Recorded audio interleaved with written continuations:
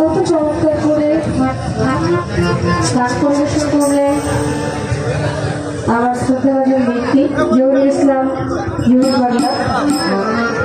অত্যন্ত চমৎকার ভাবে তার বন্ধনা পর্ব শেষ করে উনি বসলেন। আমাদের দরবারের পক্ষ থেকে খুব গুরুত্বপূর্ণ দুটি ধারা দেওয়া হয়েছে। গুরু এবং শিষ্যের ভূমিকা নিয়ে কিছু কথা আলোচনা গান রাখার জন্য বলা হয়েছে। আসলে আমাদের বাউল শিল্পী যারা, আমরা বাউলের নাম বিক্রি করে খাই। প্রকৃতপক্ষে বাউল হওয়া সামান্য বিষয় না, বাউল অনেক বড় বিষয়।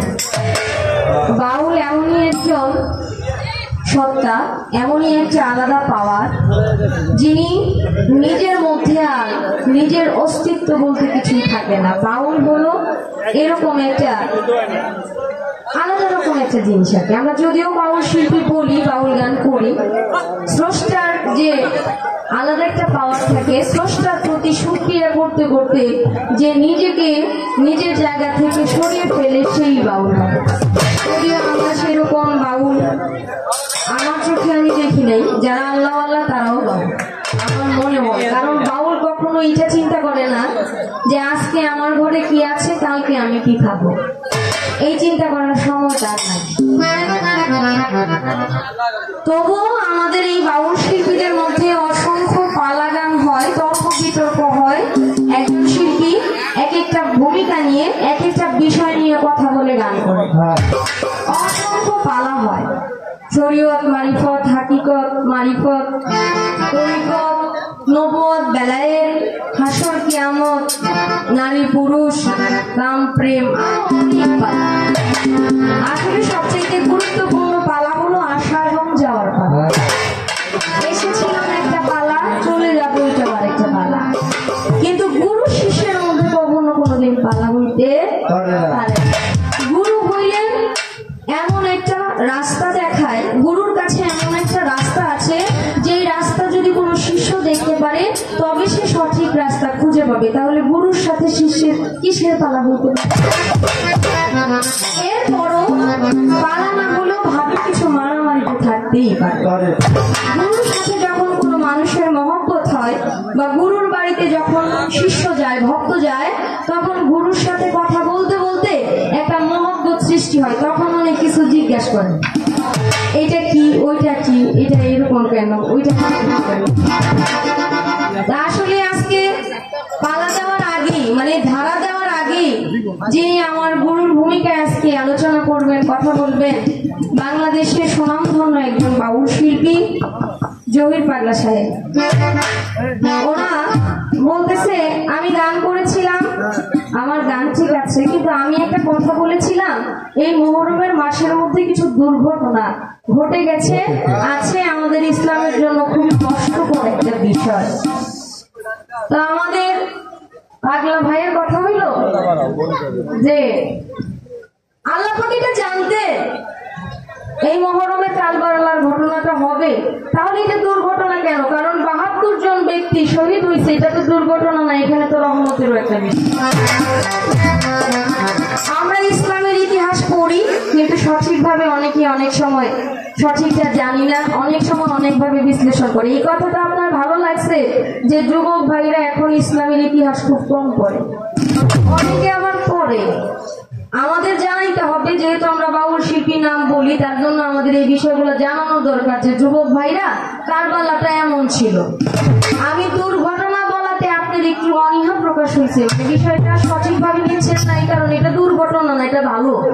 আল্লাহ এটা জানতেন, আসলে আল্লাহ এটা জানতেন ইমাম হোসেনের মাধ্যমে, তার যে ত্যাগ, এই ত্যাগের মাধ্যমে সে এটা বোঝাইতে চাইল যে ইসলাম সাধারণ বিষয় না, অনেক কঠিন একটা বিষয়। কিন্তু এই কারবালার মধ্যে যে মা ফাতেমা জোহরা, ওনার কলিজার ধন, নয়নের মণিদেরকে এইভাবে রক্তাক্ত করে শিরোচ্ছেদ করা হইল, এটা কি দুর্ঘটনার কষ্টের বিষয় না?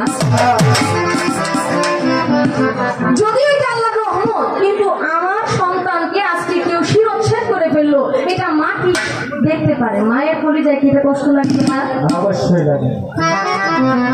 আমি ওই জায়গাটা বিচার করে বলছিলাম। আচ্ছা, যদি এটা দুর্ঘটনাই না হবে, কষ্টই না হবে, তাহলে আমরা মোহরমের দিন মানে আশুরার দিন বুকের মধ্যে চাবুক মারি, পিঠের মধ্যে চাবুক মারি, রক্তাক্ত কেন হই?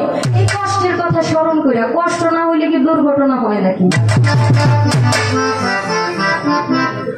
আচ্ছা, সমস্যা নেই, আপনি গুরু মানুষ, আপনি যা বলবেন সেটাই সব।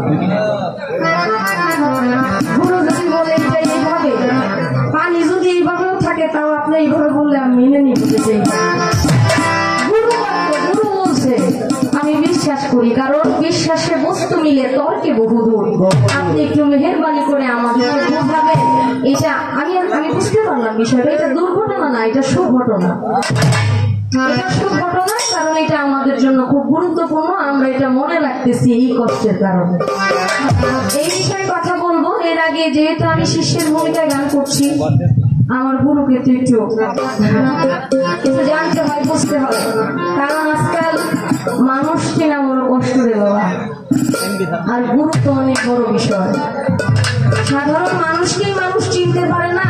রাস্তাঘাটের মধ্যে কত ভাবে মানুষকে মানুষ কত কষ্ট দেয়, কত রকম বিপদে ফেলায়। আর গুরুকে চিনতে হইলে তো অনেক পরিশ্রম। আপনি কি প্রকৃত পক্ষে আসলে গুরুর পক্ষে আছেন? গুরু আপনি, আর গুরু আসলে কারা? গুরু যারা হবে তারা তো আদি অন্তের কথা জানবে, আদি অন্তের ভেদ জানবে। আমার ছোট্ট করে একটি গান থাকবে, এই গানের মধ্যে কিছু জানার বিষয় থাকবে। কারণ আমি তো নাদান, আমি তো নালায়েক, ছোট মানুষ, বুদ্ধি কম। এর জন্য এই গানের মধ্যে কিছু কথা আছে, কথাগুলো আপনি আমাদেরকে একটু বুঝাই দিন, আর কিছু না।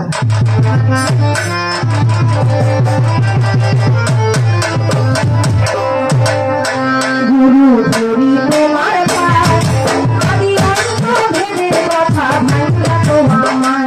গুরু ধরি তোমার পায়, আদি অন্ত ভেদের কথা ভাইয়া তো আমার। তুমি না বুঝাইলে কথা তুমি না তুমি না বুঝাইলে কথা আমি তোমার। গুরু ধরে আমার পায়, আদি অন্ত ভেদের কথা ভাইয়া তো আমার। গুরু বলে